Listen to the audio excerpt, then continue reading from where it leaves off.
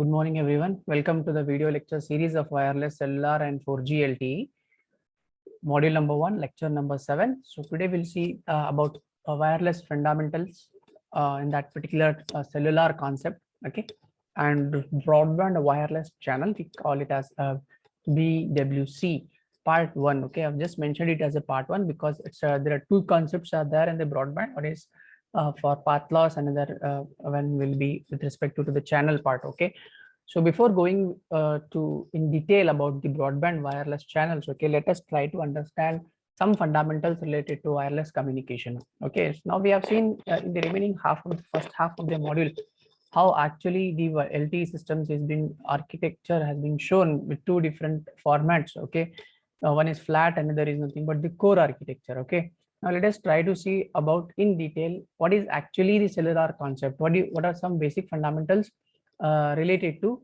the wireless communication. Okay, so when it comes to the communication, okay, so whether it can be analog communication or it can be a digital communication. Okay, so preferably our LTE system will work more on the digital communication, not on analog communication, but few things are there where we require the analog signals also. Okay, so what the fundamentals of this particular LTE system says, wireless communication says, is that the wireless data is typically it is a large wired data of about something around some 110 to 100 or something more.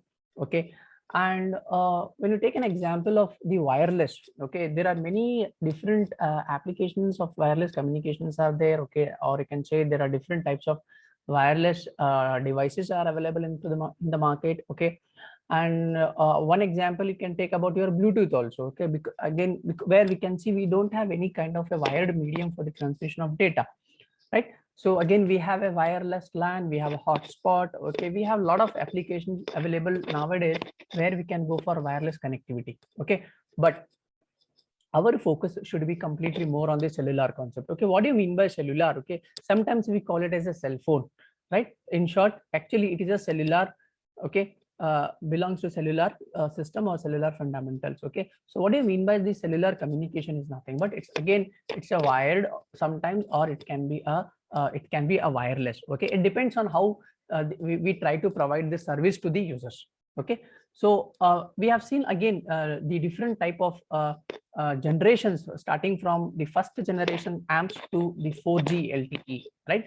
And all the service providers of all the generations have provided different type of services, but it is all they are like all are upgraded versions of the generations, right? In terms of you can say in terms of their bandwidth, in terms of their data rate, okay, or in terms of their range.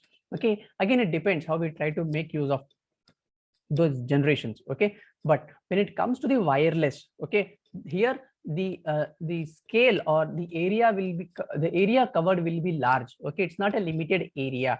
Okay, because when you say about the wireless, okay, it can from district to district, district to state, or countries, or it goes beyond, right? Because we don't have a limited set of coverage area. Okay, it's a coverage will be too large, so therefore it belongs to the large scale wireless network, which is nothing but LTE. Okay, and its ancestors are inherently power inefficient, because when you take example of 1G, 2G, and 3G, the requirement of power are different, and based on that, the performance factor or the quality of services is also different. Okay, so therefore it becomes very difficult when it comes to the mobility management. Okay, because we cannot perform all the actions, all the services simultaneously to achieve the power efficiency. Okay, so therefore it becomes difficult when you try to go for the design of the LTE architecture. And apart from that, we need to also take care about the antenna, that is nothing but the directional antenna. Okay, so therefore not to have the cost efficient, okay, some base station must be deployed, okay, at different spacing, or you can say, okay, but at a large power, so that they can handle the proper services or the proper subscribers, we can say, when it comes to the large area or large cell area. Okay, where the what things we can achieve is nothing but high coverage, we have a high capacity and low cost, and the consumed power will be also less. Okay, so this is just about how actually the fundamentals of wireless communication is. Okay, now let us go in detail and check how actually the wireless communication takes place. Okay, but in digital format. Okay, now there are some building blocks are required when it comes to the communication system. Okay, communication system means it will have one transmitter part, another will be the receiver part, and in between you need to make use of wireless channel, not a wired medium. Okay, so when it comes to the wireless, okay, then we need to focus more about some protocols, okay, some standards related for communication. Okay, so this is the block diagram for the wireless digital communication system. Okay, now here we know the theory, or we know the fundamentals of the signals in system, that all the signals are not digital in nature. Okay, or we can say that all signals are analog in nature. That is the another definition we can quote here. Okay, so all signals are analog in nature, but if you want to have the communication in the digital format, you need to convert your analog signal to a digital signal, and vice versa, right? So this is the diagram for the wireless digital communication. Okay, so some building blocks are required here. Okay, we can just look at this diagram.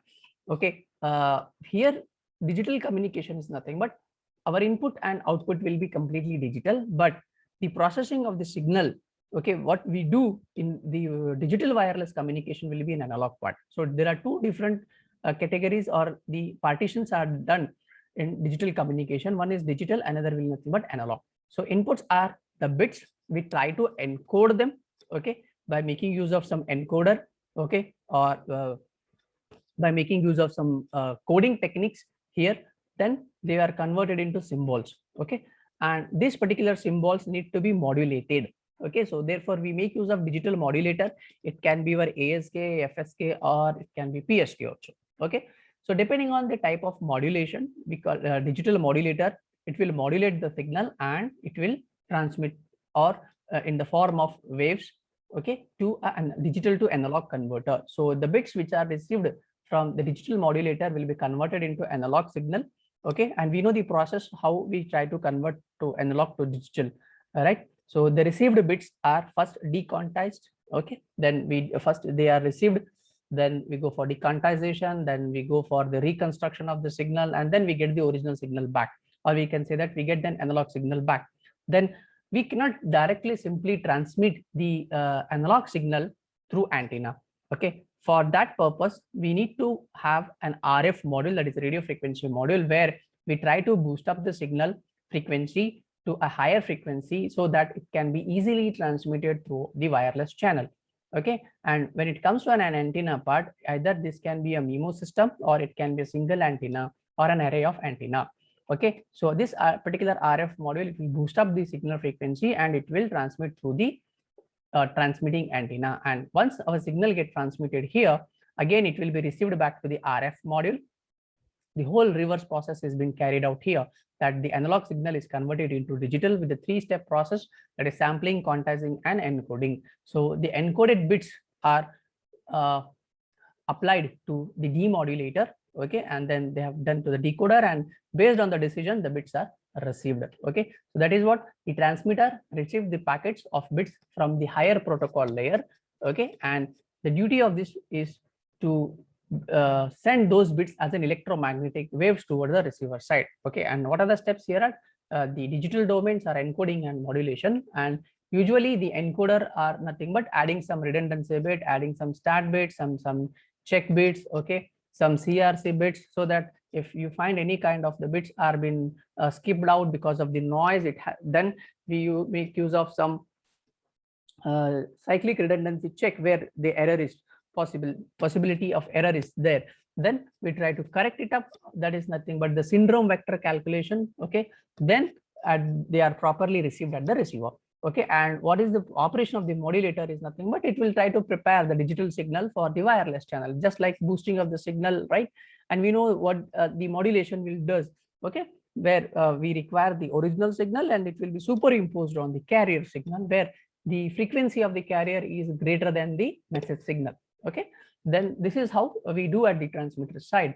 Okay, when it comes to the receiver side, it performs the whole complete reverse operation. Okay, then that is nothing but the down converting the received RF signal and then filter out the signal for any other frequencies, because all the signal frequency cannot carry all the information, right? The high frequency may carry some noise signal. Okay, it has to be eliminated. Okay, so therefore we go for the filtering of the signal frequencies, and the resulting signal will be converted to digital to analog by making use of A to D converter, and then demodulated, decoded, and they are being integrated together so that the original bit stream is being recovered. So this is how the whole digital communication process will carried out in LTE system, or you can take any digital communication, wireless digital communication. Okay, then irrespective of endless number of choices which are being presented to the designer of the digital communication system, this LTE standard, it is primarily relevant to the digital aspects of wireless communication. It means that our whole thing of LTE standards has been digital. Now, the receiver implementation is unspecific. We cannot specify the receiver, that whether it is completely an analog or it is a digital, or based on the type of the equipment the user is carrying. Okay, it completely depends upon the manufacturer, okay, who try to develop the algorithm. Okay, so that is the another part. So our focus will be more on the transmitter side rather than the receiver side. Okay, and apart from that, how we try to agree with the carrier frequency and the spectrum.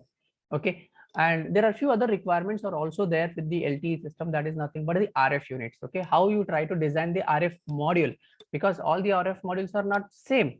Okay, because the frequency which we try to use for the implementation of the RF module is different. Okay, it may start from hertz to gigahertz or megahertz. Okay, the only reason for the maintaining of the standard is nothing but it's a digital transmitter, okay, which is responsible for the particular receiving of the signals and making sure that the signal which was transmitted from the transmitter side is properly received without any kind of disturbances or without any kind of noise. Okay, so this is how the whole wireless digital communication system will work out. Okay, now coming to the another important part. Okay, now here which the things which we have seen in general digital communication system, will try to focus more in detail now. Now the topic says here is the broadband wireless channel. Okay, now here let me show you this diagram. Okay, now let us suppose this part of my communication is nothing but it's a transmitter, and this is the receiver. Okay, majority of the time or most of the time, okay, we focus more on the transmitter and the receiver. Okay, we don't focus more on this particular part. This is called as a channel part. Okay, this is a channel. Now this channel plays an important role. Okay, because here we have a hardware part. Okay, somehow we can try to change the parameters of the hardware, or we can adjust the parameters, or can change the features or characteristics of the hardware, because it's a completely hardware module which we try to design. But when it comes to the wireless channel, okay, because as it is a wireless channel which is completely in a uncontrollable fashion, okay, we don't have any control over the channel, but still when we can try to have the proper utilization of the channel, okay, such that there should not be any kind of loss, but it is not 100% correct all the time. Okay, so therefore let us focus more on some parameters related to the wireless channel. Okay, there are two important things which are carried out here. Are one is the path loss, another is called as the effect of shadowing or shadowing effect. Okay, now what do you mean by the path loss is nothing but when the signal is transmitted from the transmitter through an antenna wirelessly, there is a possibility that there are some losses may occur. Okay, the losses may occur. The two type of losses which occur in the wireless communication are, one is the path loss, another is nothing but the losses because of the shadowing.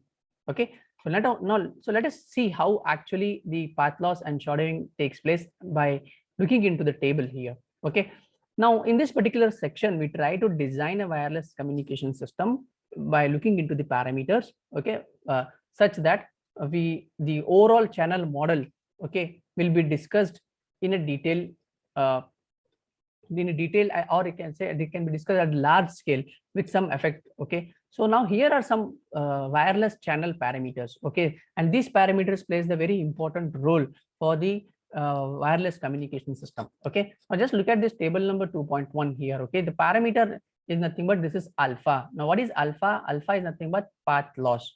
Okay, path loss exponent. Okay, V is nothing but the number of ISI, that is inter-symbol interferences taps in the channel. Okay, and always please remember it will be added to the number 1 to the total. Okay, if V is equal to 10, it is 10 plus 1 is equal to 11. Okay, so sigma x, the log normal shadowing standard deviation. Okay, FD is nothing but it's a Doppler spread, because these are parameters may affect the performance of the wireless communication. Okay, C is the light of speed, V is relative speed, FC is the carrier frequency, lambda, that is carrier wavelength, TC is nothing but coherence time, channel coherence time. This is channel delay spread. Okay, this is the RMS value of the channel. This is the bandwidth of the coherence channel, and this is the angular speed, or you can also take it as a root mean square of the particular channel. Okay, so these parameters are more responsible for the proper communication of this particular model. Okay, you take any model. Okay, we will not see how actually this is. Now let us look. There are some questions we might have in our mind, that why the in the wireless communication channel or broadband channel, okay, these two parameters like the path loss and the shadowing are to be considered. Okay, now the first thing is, what is the value of the total power received? Because once you transmit the signal from one end to the another end, okay, and when you try to calculate the power at the receiver side, or when you try to calculate the total power received, okay, then what should be the total power? Because when you try to receive the signal at the receiver side, the signal will not be an alone signal. Okay, along with the signal there are multiple signals because of the multipath interferences, because of the reflection, refraction, and a different signal coming into that particular receiver when they are tuned to that particular frequency, right? So what will be the total power? Okay, how much should be the total power? Okay, so therefore the number of different effects which are called at the receiver power to a very long, that is called as path loss, or if it is a medium, that is because of the shadowing, and if it is very short, that is called as fading distances. Okay, and how quickly does the channel change with the parameter? Is there any change in the channel due to the change in the parameter T? Right, this is another question. Then what is the approximate value of the channel duration? What should be the value of channel duration, that is called as a V? Right, is there any kind of a delay spread? Yes, obviously there will be some kind of a delay spread when you try to measure. Okay, and when you try to compare with the approximate value for the distance or in terms of the environment. Okay, so this is how we try to ask the questions. Okay, there are three questions, possible questions which may arise. Okay, now let us see in detail first and then come back to these questions here. Okay, so the first thing is path loss. What do you mean by the term path loss? Okay, if you just look at this particular figure here, okay, I have two antenna. Let us take this is one antenna 1, and this is antenna number 2. Okay, now the distance between the two antenna is D. Okay, and this antenna, you can see there is different circumferences of different diameters are there. Okay, and the outer circumference, it is represented by 4 pi r square, and this is completely free space propagation. Free space propagation is nothing but it's a wireless.